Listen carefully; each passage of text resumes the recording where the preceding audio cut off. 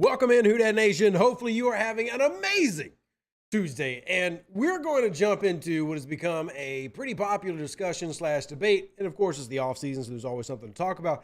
But I felt like it was particularly pertinent to New Orleans Saints fans dealing with running back contracts, and what they deserve or don't deserve is not necessarily my say to make, but to maybe give context situation and maybe how both sides are right, at least to an extent.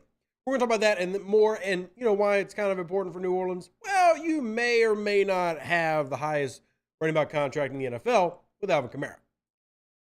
You might not have known that. Now, Alvin Kamara is not the most per year, but he did sign the biggest current running back contract because his was worth $75 million over 5 years. With Derrick Henry, your big boy, Saquon Barkley, and Jacobs, all now having to be forced to play on a franchise tag. What does that mean? And New Orleans seems to kind of have their future answer for what that means with Kendrick Miller. But we're going to discuss because I have opinions, and I'm sure y'all do as well.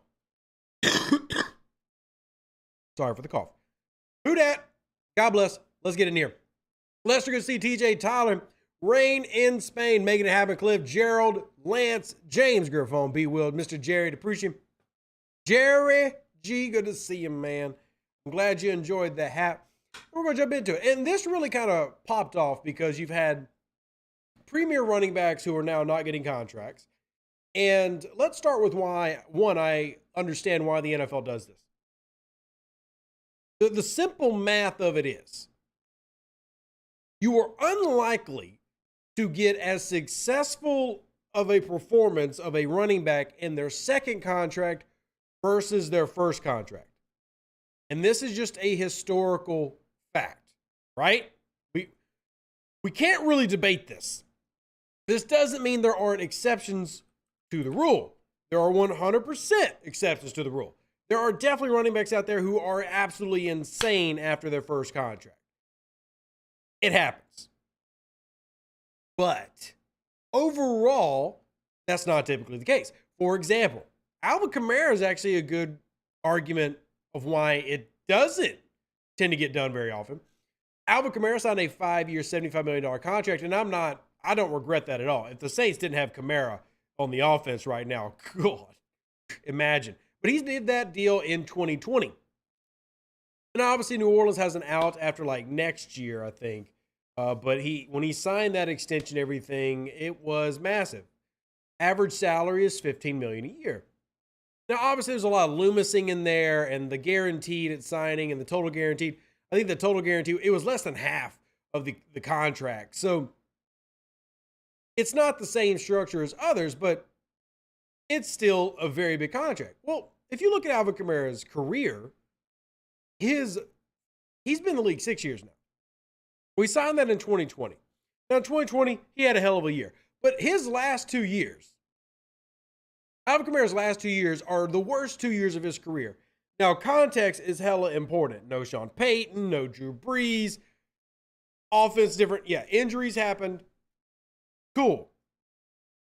And I'm not arguing by any means that it's not worth it to New Orleans. But this definitely understand or makes sense why the league tends to shy away from it.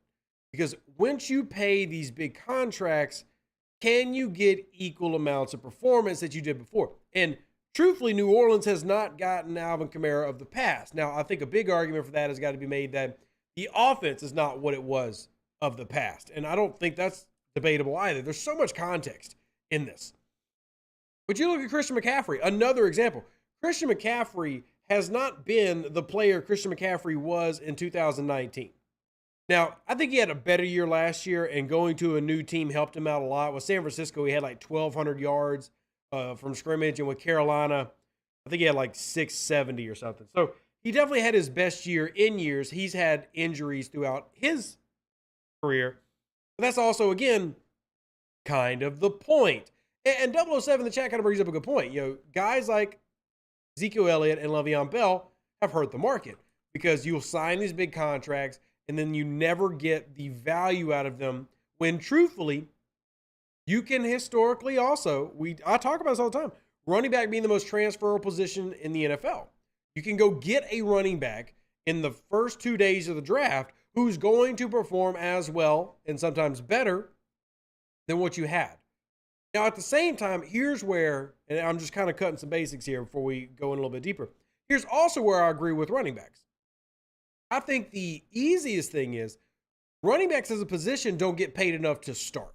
As in, like, coming into the league, they don't earn enough money as a position because of how important they are. Remember, we're talking about a position that has to receive, run, block. It's a very unique position for almost every team. Even teams that run committees like New Orleans, you still have these players putting out 1,000+ yard seasons all the time. Keeps happening, and it will continue to happen. So there's value from that player. And now you're looking at, okay, well, to fix it in the beginning, you have to fix the rookie wage scale issue, because I don't personally think the issue is how much they're paid as much as how long they're relevant to the game. So what I actually went and did is I went and took and found, and I did this before the show, the average income, shout out to Spot Rack for helping put some of this together, the average income of every position and where it ranks. Number one, I bet y'all can take a wild guess if you're listening to the show what number one is. It's quarterback. $4.857 million is the average contract of all quarterbacks in the NFL. That's the biggies up there in Mahomes and the little ones like the Ian Books who still are around. Next up is edge, $3.2 million. Next is tackle, $3.18 million is the average. Next is defensive end right at $3 million. Next is guard at $2.5 million. Next is DT at $2.487. Next is linebacker at $2.44. Next is center at $2.39. And what I really want to point out before we get into the chat is, if you notice a theme in like these first 10 positions I've named off, it's generally longevity. We're talking about linemen, quarterback, linebackers, the front 7 players, but also players who are typically in the league longer than the average running back, longer than the average skill position, because here's where all the numbers fall off a cliff. Center is at 2.39, and then wide receiver is the highest average salary of a skill position at 2.27. 2.27 is lower than defensive tackles as an average salary. Now keep in mind that is including the Keith Kirkwoods of the world, alongside the Julio Jones who managed to just get crazy contracts no matter where they go. Then you have safety at $2.2 million. Then kicker, and this is actually a big point running backs have brought up, and I agree with them on this. Kicker averages 2.196. Then corner, 1.998. Tight end, 1.997. Then running backs, 1.8. Then punters, then long snappers. Of players who are actually on the field 100% of the time, running backs are paid the least amount of money. And this is where I agree with the running backs. They have a legitimate argument for not being paid enough money compared to how many snaps they play on the field.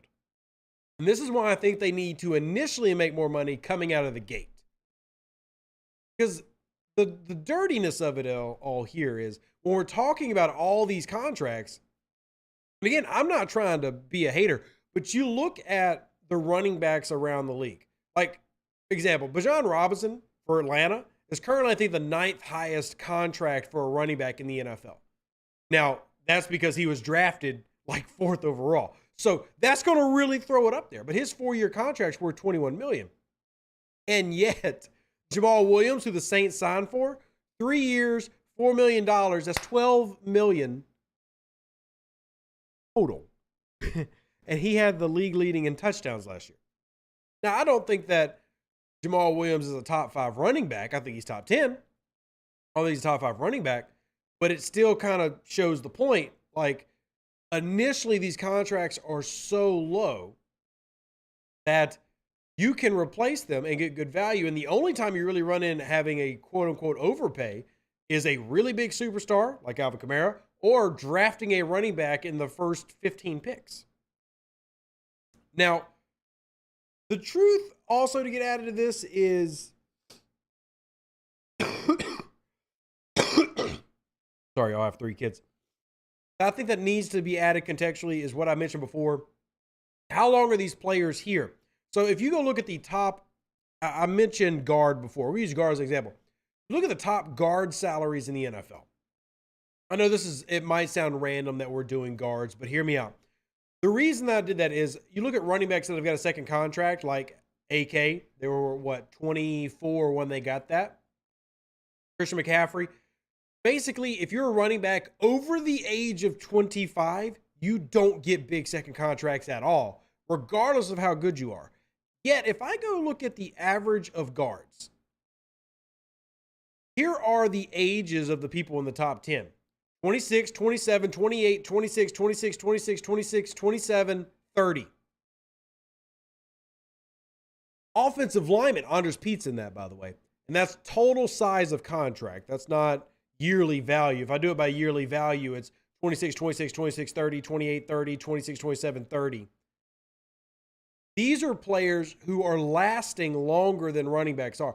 Running backs are typically out of the league, the average running back, within 5 years. Again, that's just a basic fact of the average running back, just the regular who makes it in. Maybe they can make it 7, but they don't last very long. Offensive linemen do. Offensive linemen usually last 3 contracts. And that also means they typically get better and stronger, and they can do more. So my take on the running back contract situation is they are getting paid based on the fact that positionally, they don't remain as effective as long.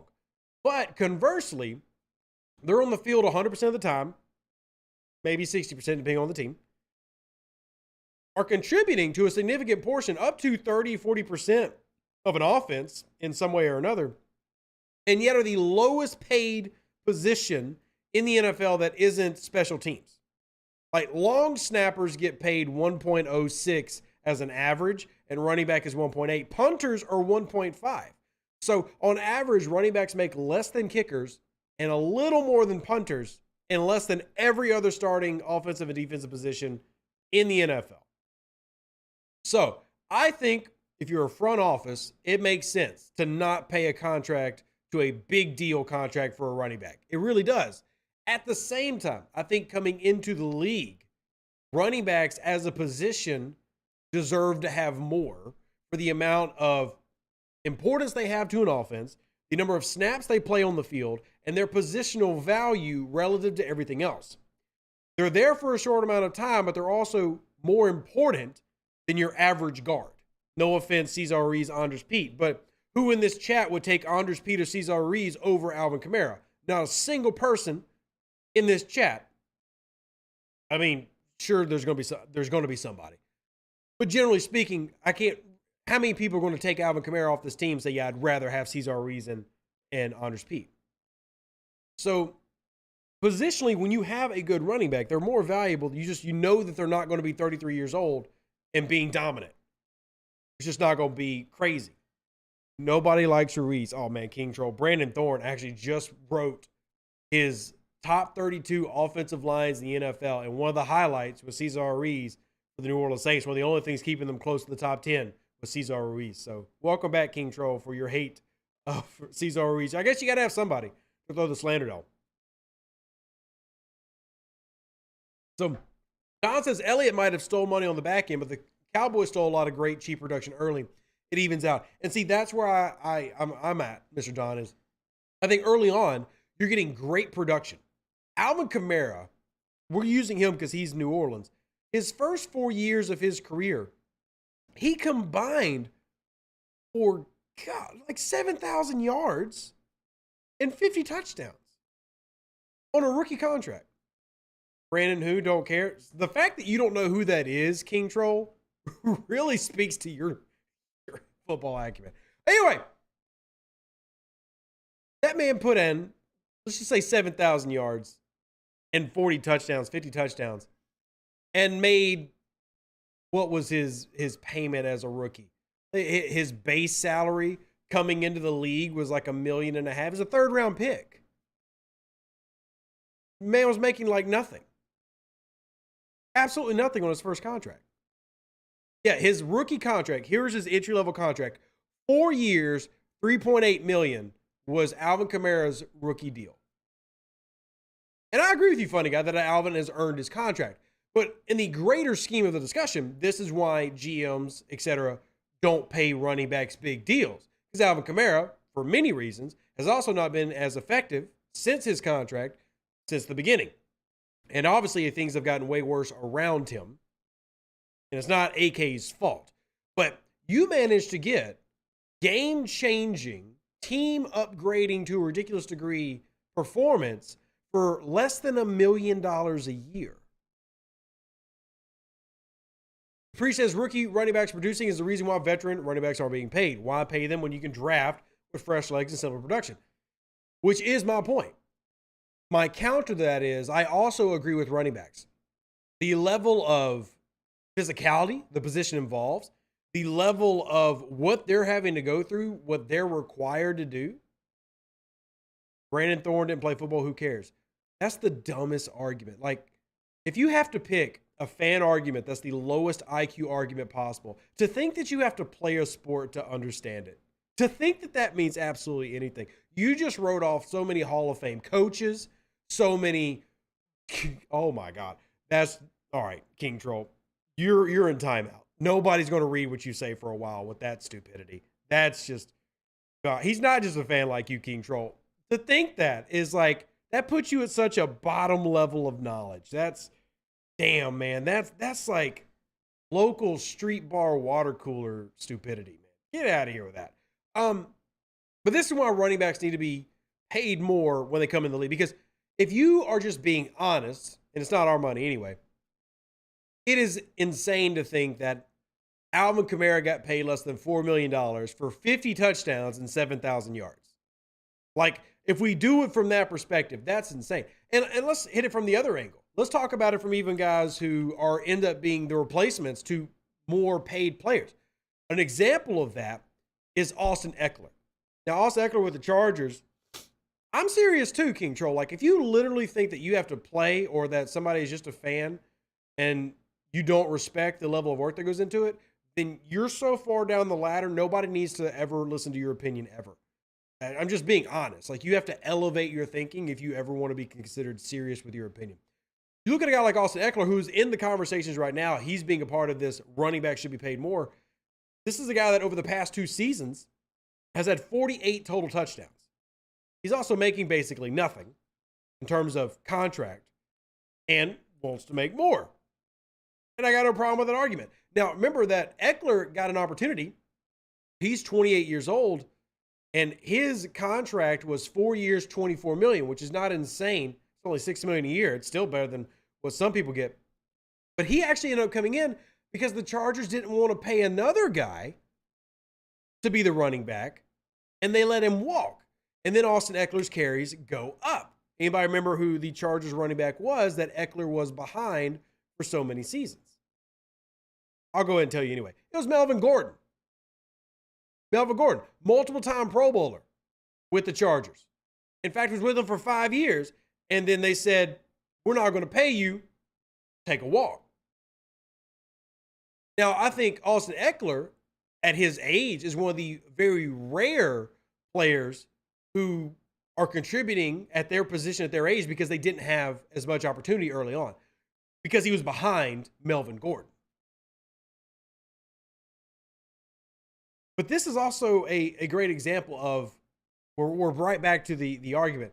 At a base level, running back as a position needs to make more. Yeah, Melvin Gordon did fall off the cliff, but Melvin Gordon's been playing football for 8 years. And I will point out that last year, yeah, you could definitely see it at 29 years old. Didn't look great for Denver. But the year before that, he was still right at a 1,000-yard rusher. So, should running backs be able to come out of college earlier? That brings up another great discussion, Rain, where we get into like that old basketball talk where the NBA used to have 18-year-olds coming out of high school straight into the NBA. And honestly, I don't think so. Personally, I don't think that a singular position should get a bonus like you're able to be eligible a year earlier. But I will say, what have we talked about, what have scouts talked about, and what have people talked about being a huge negative for a guy in college as a running back. How much wear and tear does he have, right? That gets brought up a lot when we're going through the draft process every year. How much wear and tear does he have?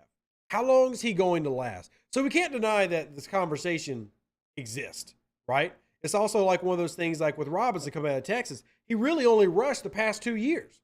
So coming into the league, you feel like, sure, maybe he wasn't a Heisman winner like Mark Ingram, but he's still an All-American. And he really only ran the ball like 500 times in the entirety of college. That's not bad. Like mileage-wise, that's low. You look at that and you're like, I'll take that. You'll take those numbers. And hell, I'd say the same thing worked out to Ingram's favor because Ingram, for multiple reasons, 2009 was the year that he had the most attempts in yards, but he had more attempts than Robinson did his entirety of school. And he didn't even hit 600. And yet Ingram was allowed or been able to survive in the league for 10 years. And that's pretty rare. And he was a Heisman winner.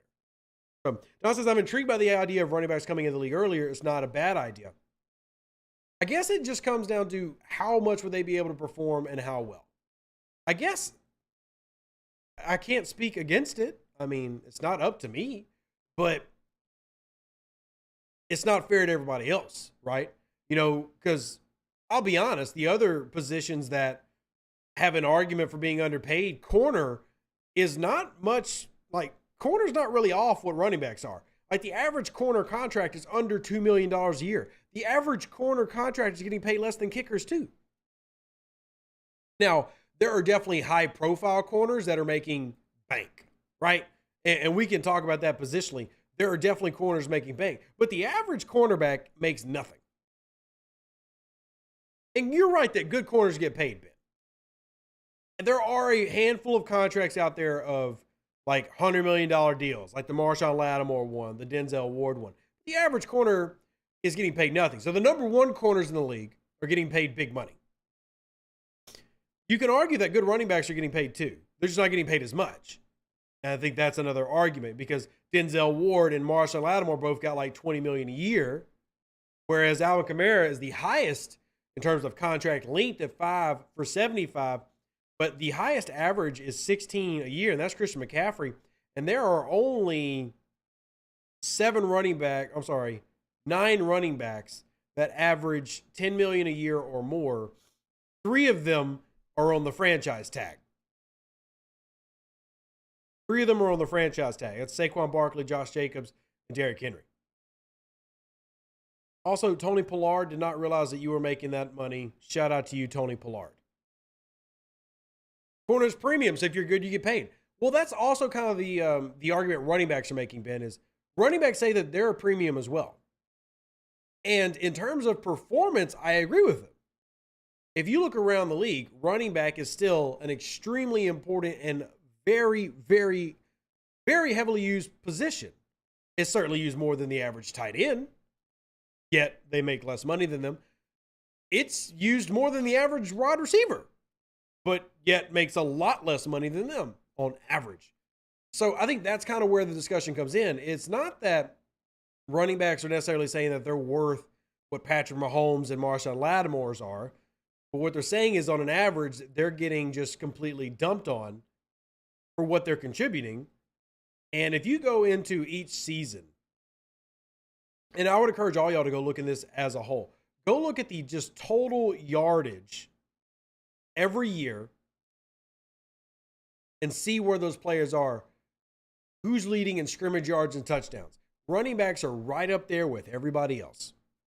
But yet, their argument is, even though they're there in terms of the amount that they're contributing, the amount they're getting paid for that contribution is a lot less than anybody else. So if we go and look at scrimmage yards, Josh Jacobs, Derrick Henry, Christian McCaffrey, the top 3 scrimmage yards of the NFL last year. In fact, if we go through the top 10, there are only 2 wide receivers and 8 running backs. Are fullbacks included in that running back number? It's actually not, AJ. Fullbacks are technically less. Fullbacks are 1.7. I just didn't include them because there are some teams who don't even use a fullback. So you have got in the top 10, and hell, we can do top 20. Running back is consistently the most used performer for most teams in terms of yardage and even touchdowns. If we go by total touchdowns, well, running backs are definitely going to lead the way. And top 10, there's one tight end, one quarterback, Jalen Hurts, who ran for a lot of TDs, if you want to count that. One wide receiver and 7 running backs led the league in touchdowns, total touchdowns, rushing and receiving. So running backs are contributing more than any other position offensively to score and lift teams, but are getting paid the least amount of money. And if we go all the way down to the top 30, you're still going to find it full of running backs. Guys like Kenneth Walker, 9 TDs for Seattle, getting paid basically nothing because he's on a rookie deal and he's 22 years old. Then you've got these high-level guys getting paid almost nothing. Now Dalvin Cook got cut, and Dalvin Cook had 10 TDs last year. So I think, anyway, we've had a long kind of talk about this, and that's where I'm kind of at is I think at the end of the day, you need running backs to get paid more early on, and you don't expect them to get big deals that are $20 million a year when they're 26 years old. But if they're getting paid more up front because of their level of importance, I think that's a fair counterbalance to their problem, which is, and hell, Alvin Kamara thinks this way too, and Alvin Kamara is one of the higher paid ones. If y'all don't think every running back in the league don't agree that they should get paid more, you crazy. As it stands right now, are you for or against sinking huge contracts into a running back? Depends on the running back. I am much more willing to invest heavily into other positions than running back. If it is a running back like Alvin Kamara, yes, I'm willing to continue. Like if I could go back in time, I'd still give Alvin Kamara 5 years, $75 million. And I would not change that. I wouldn't. I would still do it today. I would still give Alvin Kamara the same contract he had, even knowing what's happened the past 2 years. Because he is the offense, right? The average running back, no. But at the same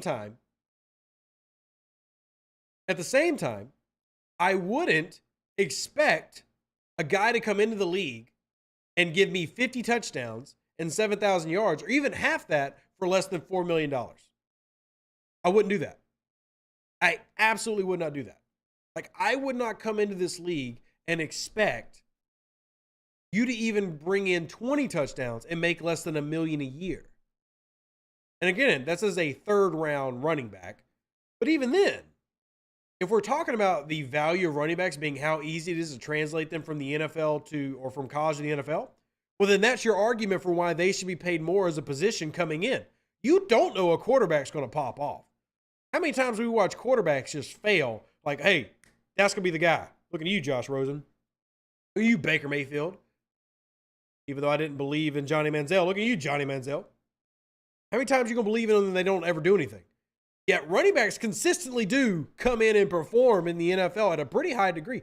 And in fact, let's keep talking about touchdowns scored, all these running backs in it. If you look at these running backs, there's not a single running back, I'm looking right now, in the top 30 in the NFL.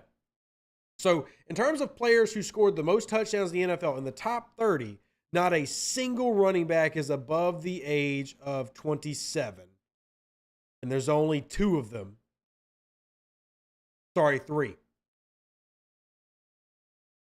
4. Okay, so there's 4 running backs at 27 and Derrick Henry's 28. And that's out of the top 30. So almost the entire majority of them are like Kenneth Walker, 22. Najee Harris, 24. Saquon Barkley, 25, who is working on a rookie deal. Miles Sanders, who just signed a massive contract somewhere else because they didn't want to pay him, 25. Tony Pollard, 25. Josh Jacobs, 24. These are young guys. They should get paid more out the gate. I think that's the simple fix. They should get paid more out the gate. Now, what that number is, I honestly can't even fathom to... I don't think I'm in a position to make a recommendation. Help. But $3 million a year seems pretty damn fair. That's nowhere near like top level contract. But just like we're talking about just getting in the league, because the average value for running back, if you get outside the top 10, the average is about $6 million. So all the positions should get more out the gate. I think the amount that a position contributes should have more sway then. Because if everybody gets paid more out the gate, Well, then you have the same problem where running backs are still paid the least, even though they contribute the most. And because it's not my money, it's the NFL's money. And the salary cap is going to stay what it is. So it's not like the owners are necessarily being greedy. It's just they're devaluing a position. And for a position to provide as much as it does, and it's not like just as a New Orleans thing. This is a league-wide thing. I think that should get more out of the gate. Now, the appreciation is comparing quarterbacks to running backs isn't fair because a good quarterback translates to much more team success compared to a good running back. And that is fair. However, let's take that completely out of it. Okay? I'll even go with you and say, cool, let's backtrack quarterback. And let's go back to what I said were the top contributing players and what they were paid on average. Okay? We can use wide receiver and tight end. In terms of total yards from scrimmage, in the top 10, there were 3 wide receivers. In the top 20, there were, 7. And the rest of them were running backs, not a single tight end. Travis Kelce, in terms of yards, is number 21 on the list, and I think that he is hands down the best tight end in the damn game. Yet, running backs are paid less than wide receivers and tight ends. Let's do it from touchdowns. Now, Travis Kelce is going to jump up the list here real quick. Now, Travis Kelce is number 10 on the list, and George Kittle is number 15 on the list. But only 2 running backs in the top 20, and no more tight ends in the top, holy crap, 45, unless you count Taysom Hill.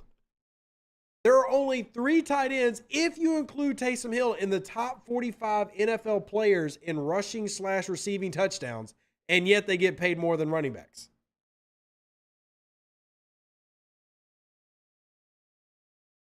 That doesn't even count the wide receivers. So I'm cool, DePriest, if you want to be like, hey, don't count running backs. Don't count quarterbacks. I get that that's the most important position in the NFL, and you were right. But even in terms of who puts more yards and TDs on the field and contributes, obviously that's running backs. And yet they get paid the lowest amount of any offensive position. I technically am not counting fullbacks, but if you want to know fullbacks, running back average salary in the NFL is $1.808 million. Fullback is $1.724.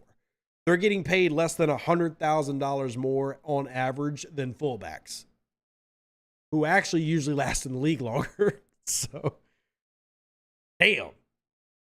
Crazy when you get these numbers out there. Now, what they end up doing with it, who knows? But I do think that the running back community has a legitimate argument. They contribute more than any other position as a whole, and yet receive the lowest finances.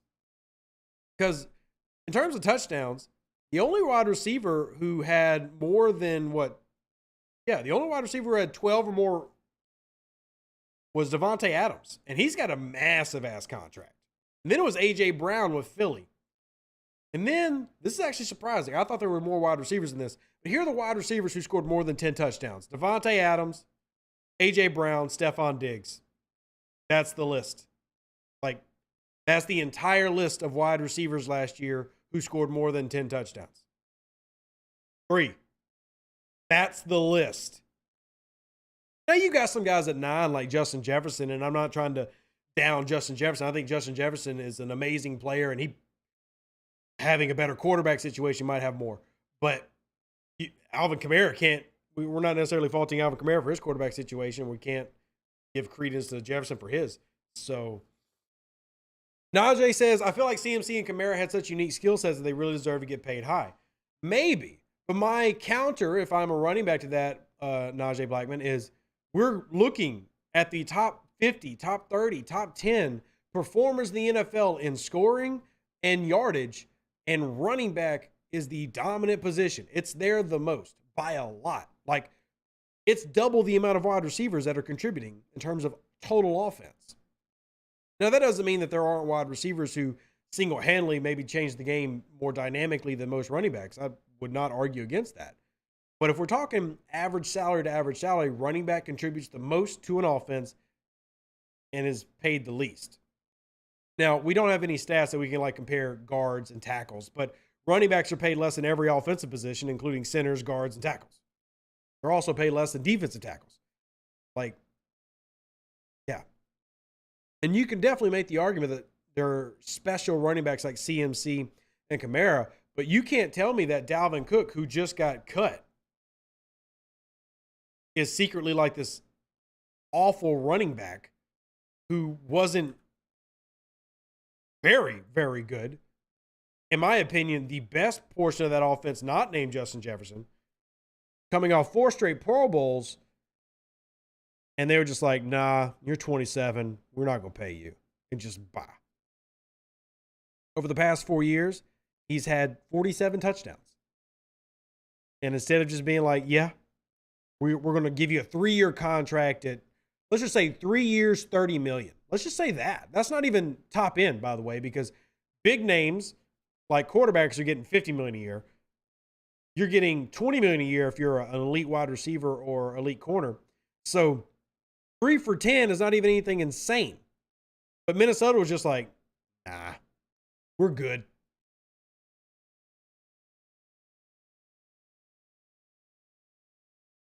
TJ says 10 million years is based on the franchise tag, and they don't want that. What they don't want, no, when you correct that, what they don't want is 1-year contracts where they have no guarantees. Because if you play year to year, what happens if you get a devastating injury that you have no control over? You now have no money. And that's not their fault. It's not that running backs say, I don't want to make $10 million this year. They don't want to consistently be just used for one more elite year on a franchise tag and then get discarded. And then on top of that, they're already the position that's paid on average less than anybody else. So like, yeah, defensive ends play on the franchise tag, but edge player is the second highest paid position in the NFL. So even if you do have to play on a tag, Marcus Davenport, and get half a sack, you're still getting paid a baller amount of money. And then you go on and still get another contract for more money than the previous team would have paid you, instead of just getting immediately replaced and then looking for a job. Like Dalvin Cook.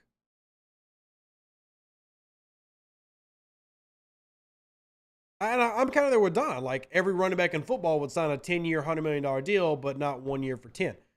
And running backs would be smart to do that because there ain't no way that the average running back's making 10 years in the league. Better to take the tag and figure it out in a year than take nothing like Bell?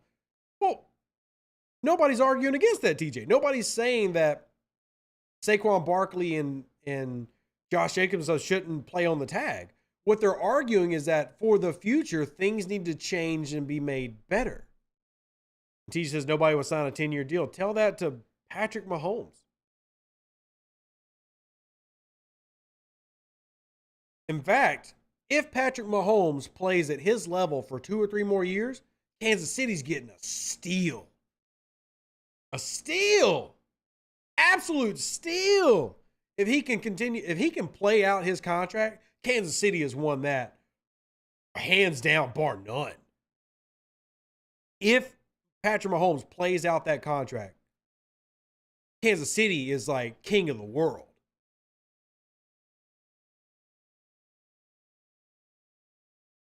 That wouldn't allow you to come back to the table for money. Nobody would sign a 10-year deal. Exceptions don't make the rules. I promise you, players want long contracts. I've talked to them. Baseball players do long contracts. A lot of players would love to sign a long, guaranteed contract. The key would be the guarantees. The key would be the guarantees. But like Patrick Mahomes, his 10-year deal, and I realize that the length is the exception, but I also think it set the plate to have those type of deals because obviously when he signed that deal, his not even half of his contract is guaranteed. And I think 63 was guaranteed at signing. But if he plays that out, by the time he gets to the end of that, Patrick Mahomes is going to be like the 11th highest paid quarterback in the NFL by the time we get there. In terms of average per year, hell, it's going to be worse than that because in terms of average per year, he's currently 7th. Lamar Jackson, Jalen Hurts, Aaron Rodgers, Russell Wilson, Kyler Murray, and Deshaun Watson all have a higher year-to-year average on their contracts already than Patrick Mahomes.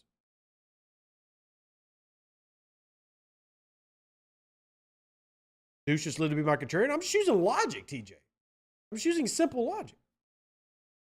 How exactly do you fix the salary issues when the cap exists? You can't increase the running back pay without decreasing the pay of another position.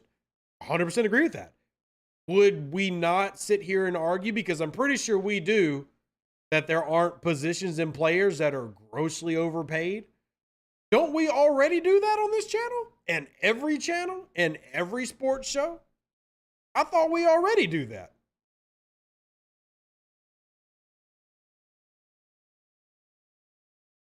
I am using Logic, TJ, because I've talked to players who literally say they would sign a longer contract because they want the guarantees.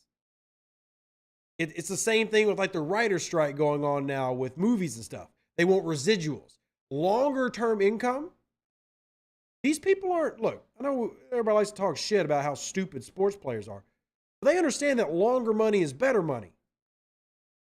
And if you can guarantee them money for 10 years, yeah, a lot of them will take that contract.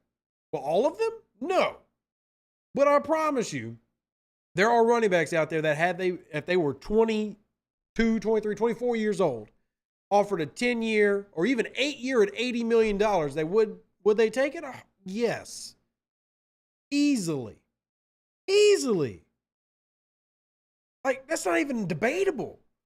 There are many running backs who will gladly take that deal. What's the most amount of years you can sign a player? There is not a limit. You can do whatever you want to do. You know, New Orleans is technically still paying off Drew Brees' debt. I mean, he ain't played in 3 years. You can do whatever you want to do. Just realistically, you're not going to sign a running back to a 15-year deal, right? I mean, I guess you could. I guess, honestly, you could. You could sign Alvin Kamara till he's 40 years old and just agree to pay him and he's not playing on the football team. I guess you could do that. If you get 1 year, 10 guaranteed or 10.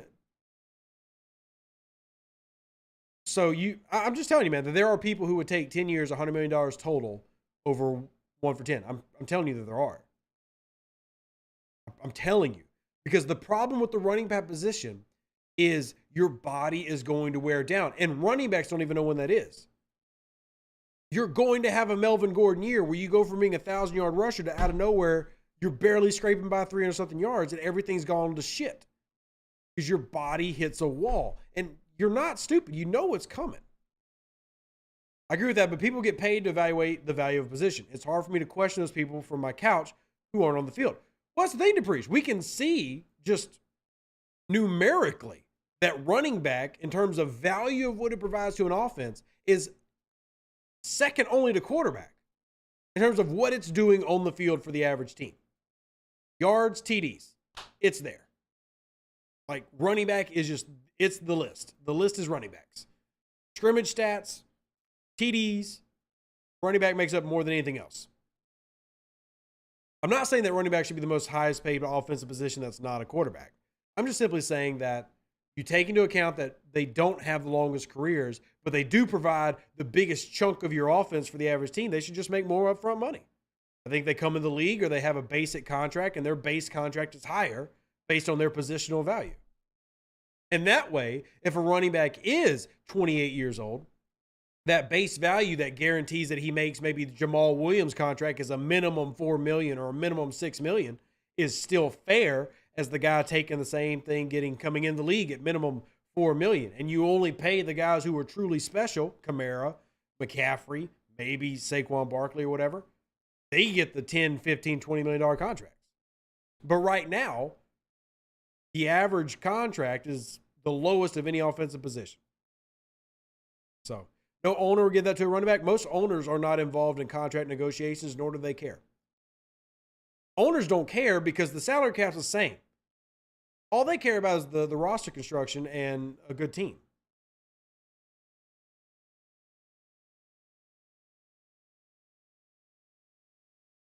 Now, the priest was right. What it comes down to is somebody needs to get paid less. And I think that as a whole, it would be real. I think quarterbacks paid a bit too much just for the average quarterback. Just being honest. I think the Patrick Mahomes and stuff deserve what they deserve. Absolutely no reason that Kyler Murray is making $46 million a year, my opinion. Absolutely no reason Daniel Jones is making $40 million a year, My opinion. My opinion. Ain't no reason to. Jared Goff, in the year of our Lord 2023, is making $33.5 million a year. Because simple mathematics says that man is 3 times, or 2 point something times more important than Alvin Kamara. And that's just not true. That's just not factual at all. That's not more valuable. Jimmy Garoppolo is making 24.2, and the dude might not even play football this year. Goff was good is relative. Very relative. He's not twice as valuable as Alvin Kamara. And I think a good example of having a decent bar set is kind of where quarterbacks start off. Because look at where quarterbacks are at. Quarterbacks like Joe Burrow come in the league are already making like 9-10 a year. Zach Wilson is going to make on average $9 million a year. The dude might not even play this year because of A-Rod. He's still going to make $9 million. But the average running back in his position is going to make $1.5 million, $2 million.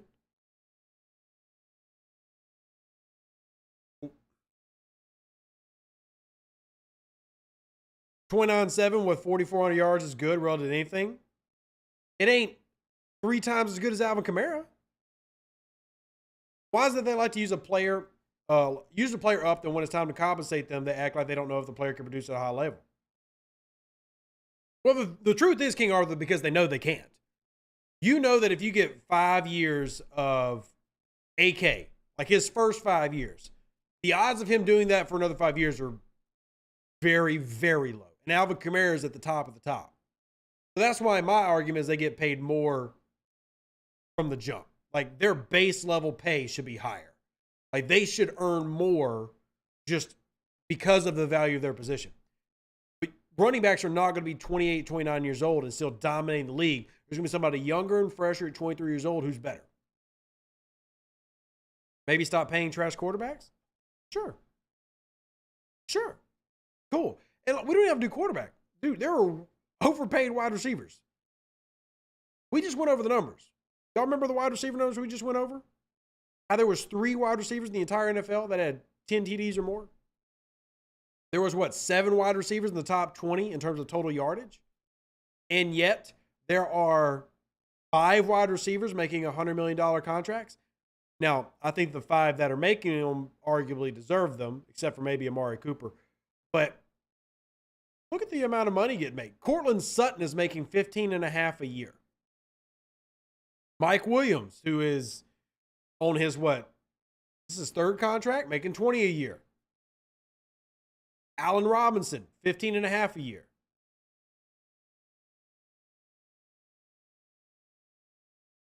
I mean, I'm just going down the list. I'm now at the 35th ranked. God.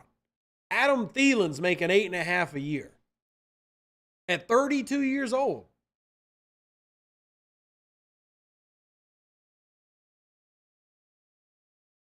Like, just keep going down the list. Robert Woods is still making $7.6 million.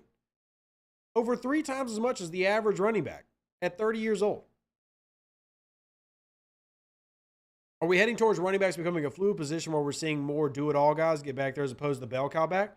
Well, that's the thing, King Arthur. I think that's already the case.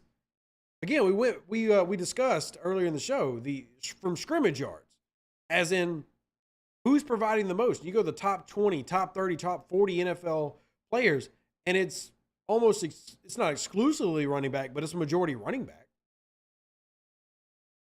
They're already doing it. We just don't think about it. Like we don't think about them as receivers like we just have it in our mind that everybody's a bell cow except for a handful of guys. But hell, God, let's just keep down the list. We've got Alvin Kamara was at 500, but Alvin Kamara is 17th on the list in total scrimmage yards. There are running backs ahead of him in receiving yards.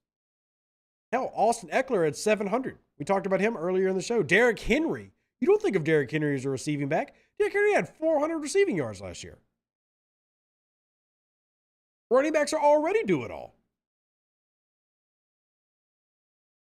They're already doing that. Now, there are exceptions. There are running backs who aren't really contributing out of the receiver. But hell, Joe Mixon, 440 yards receiving, couple tutties as a receiver, not counting what he did as a running back. Let's go way down the list. Like Jamal Williams is one of the few guys who isn't getting any passes, 73 yards receiving. Now, I think Jamal Williams can do more than that. We'll see in New Orleans. But, hell, David Montgomery with Chicago, over 300 yards receiving. You're not seeing receivers get this in rushing. James Conner with Arizona, over 300 yards. We're going way down the list. Like, I'm pulling out people who are in the 40s from total scrimmage yards. Running backs are already contributing in receiving.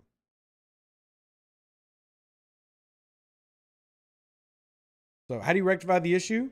I think it's simple. You pay running back more early on, and you give them a higher base rate of pay. And that means that some position is getting overpaid and comes down. I think tight end as a position is probably paid too much. That wide receiver as a position is paid too much. And when I say too much, simply that in terms of the amount of points and yards you're getting to your football team, a running back's giving you more, which means just in yardage and points to money, more of that needs to go to running backs than wide receivers and tight ends. I'm not saying wide receivers and tight ends aren't important. And if I had to pick the best wide receiver in the NFL and the best running back in the NFL, I'm probably taking the best wide receiver, depending on what era we're talking about. But you need to deviate some of that money, because running backs are clearly carrying your teams across the league, yet not getting paid. They do more work, pay them more. Now, Ralph says remove the rookie wage scale. Man, I remember when the rookie wage scale got put in, what was it, 15 years ago? And a lot of it was because quarterbacks, particularly, were getting stupid contracts before they'd ever played an NFL down. And it was killing teams. And you would have a first-round quarterback come in, make a veteran contract. Yeah, Matt Stafford, shout out. And I'm not even saying Stafford had a bad career, but you hog tie yourself to somebody that can't guarantee you winning. That kills you.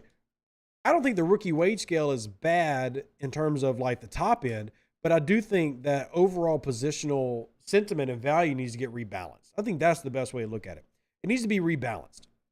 When you've got guys like Tony Pollard and Ezekiel Elliott on the same team, and you've got guys go way down the list, and Leonard Fournette, who are contributing 1,000+ yards. Leonard Fournette had over 500 yards receiving. And I'm pretty sure Fournette hasn't gotten re-signed, has he? Isn't Fournette still a free agent? Like Dalvin Cook still a free agent?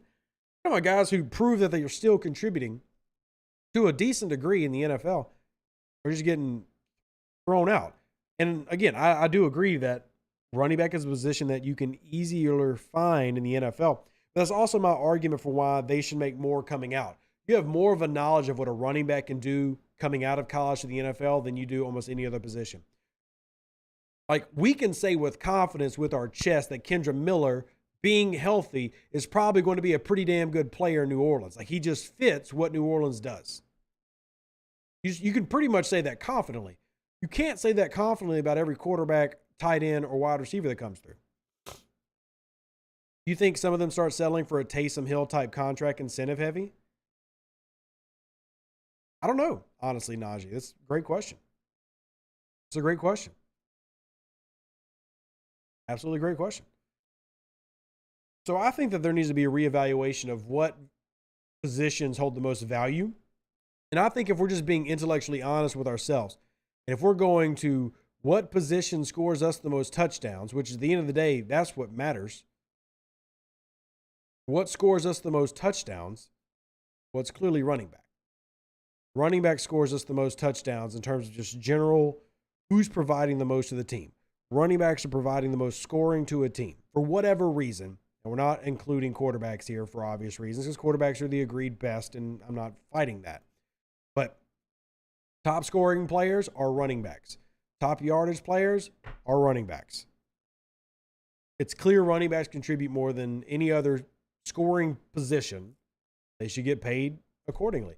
With the caveat that we understand that a 29-year-old receiver can probably still be elite when a 29-year-old running back probably isn't.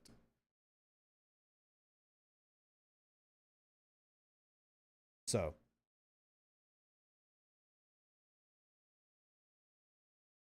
I understand that I'm probably going to be able to get 2 to 3 great contracts out of an elite wide receiver.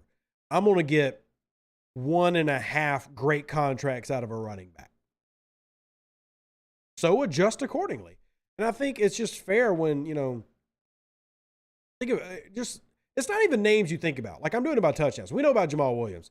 Austin Eckler, Jamal Williams, Derrick Henry, Christian McCaffrey, Nick Chubb, Josh Jacobs, Tony Pollard, Ezekiel Elliott, Miles Sanders, and Saquon Barkley were the top scoring running backs. Oh, and Dalvin Cook. And yet, I'd say half those names aren't really what I would call household names. Austin Eckler is not a household name. Jamal Williams is not a household name. I guess we can debate if Nick Chubb is a household name. I mean, I've always liked Nick Chubb, but I feel like he's extremely underrated. But Miles Sanders just got a contract, so I think now he's a household name, but most people didn't really know Miles Sanders like that until they saw him in the playoffs in the Super Bowl. A household talent. There you go. Tony Pollard is not that. Tony Pollard was Ezekiel Elliott's shadow until he pops off and becomes a Pro Bowler. That dude was Ezekiel Elliott's shadow until last year. So, I mean, he was still a 1,000-yard receiver the year before, but I mean, or 1,000-yard player the year before. But again, that goes back to him being multiple faceted because he was catching the ball at the backfield. What's their real issue paying these guys? It's not like they can't protect themselves when incentive and target goal lays contracts. That's a great question that I don't have an answer to. I might think I have the answers to a lot of things. I have no clue on that one. Why they don't, I don't know. I understand why they don't give big second contracts. I completely get that. And I assume that they're simply going with the scale that already exists. And from a business perspective,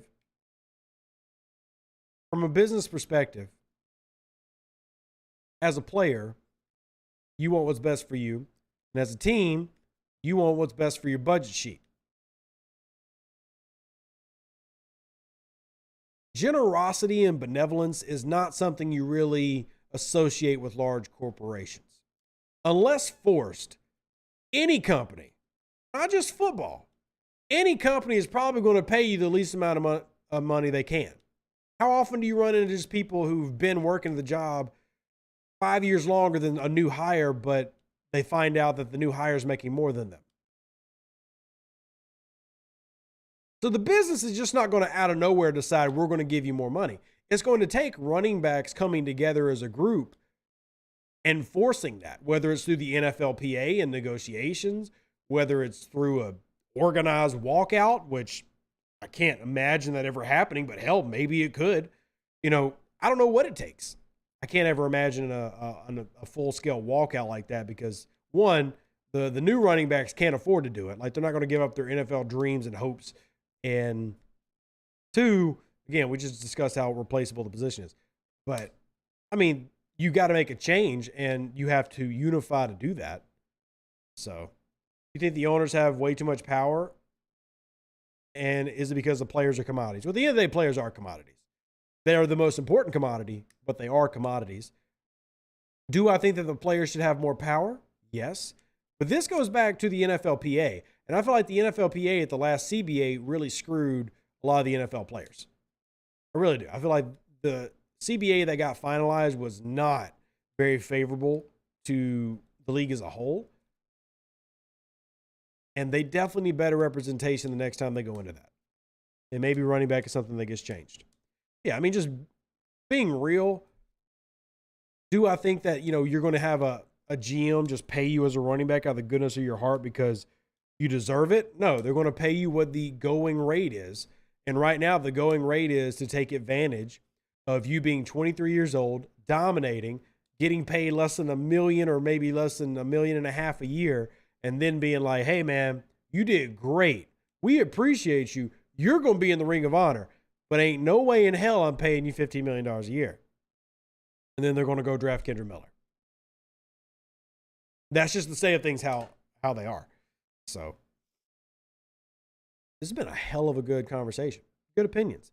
I do need to announce the roster moves real quick. They don't really matter, in my opinion, because we haven't even hit training camp, and these will change by training camp, but just to keep y'all up to date, those looking for Saints news and moves, But Shaq Davis, Kendra Miller, and A.T. Perry are on the non-football injury list as of today, and Anthony Johnson, Nick Saldivari are on the physically unable to perform list as of today. This can literally all change as soon as training camp rolls around. So there's you some roster moves that you may or may not have been aware of.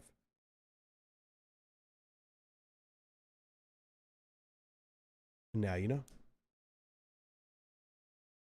Whew. Good debates, everybody.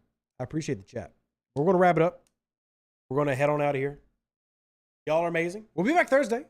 Who dat? God bless. Bring some opinions. Bring the heat. And, hey, maybe we'll do some predictions on where Dalvin Cook gets signed. But don't forget, we still got to do our Derek Carr predictions. And then we need to decide what we're going to do prediction-wise for maybe another position. So, hope y'all had a good one. I appreciate y'all. Love y'all. Who dat? God bless. We'll catch you on the next one Thursday. And we outie.